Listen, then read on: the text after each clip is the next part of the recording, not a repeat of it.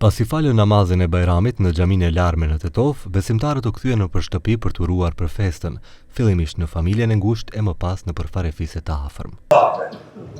O besimtar, thot pejgamberi sallallahu alaihi wasallam, më falni shumë. Dashuria në familje e miq ishte thirrja të gjithëve për këtë festë të Kurbanit. Mesazhi i festës përgjithësi do ishte që të kemi harmoni, gëzim familjar, të vizitojmë farefisët dhe normalisht të kemi kujdes përderisa shkojmë nëpër rrugë me parqingje dhe gjithashtu me Kurbanin me gjitha tjera.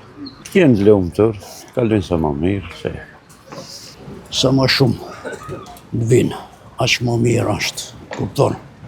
Të jenë gëzuar një tjetrin me familjarët, kupton ajo. Bajrami sjell bujarin e njerëzimit, kupton ajo, i kënaq ndër një vetëdije, kupton, dhe i bashkon sa më shumë. Duhet këtë të bëjmë ato kushte që duhen, apo?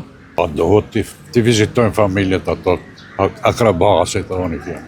Mes besimtarëve takuam edhe një turist nga Turqia. Türkiye'den selamlar olsun. Makedonya'da toprağımızdan ana vatana saygılar, sevgiler olsun. Hepinizi seviyoruz. Çok güzel Balkan coğrafyası bizim kalbimizde her zaman yer edinmiştir.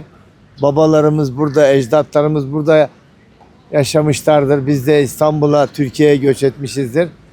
Imami i xhamisë larme Emir Kasami, duke uruar besimtarët, kujtoi porosinë e Zotit në Kur'an, kur thotë se tek ai nuk arrin as gjaku i Kurbanit, as mishi i Kurbanit, por arrin dorëzimi dhe flimi juaj që e bëni për hir të Allahut.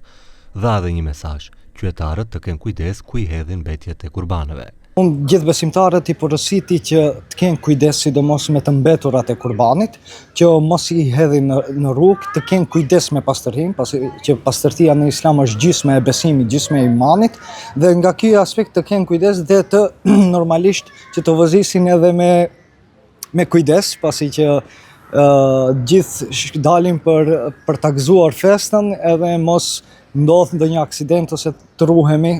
Bajrami i Kurbanit, i njohur si festë e sakrificës, është një nga dy festat më të rëndësishme në kalendarin islam e që shënon dhe përmbylljen e ritit vjetor të haxhit në Mekë. Përtej dimensionit fetar dhe faljes së namazit, kjo festë mbart një peshë të madhe sociale, ku theks kryesor vihet te solidariteti njerëzor, ndihma ndaj shtresave në nevojë përmes shpërndarjes së Kurbanit, si dhe vizitat familjare që synojnë afrimin e komunitetit.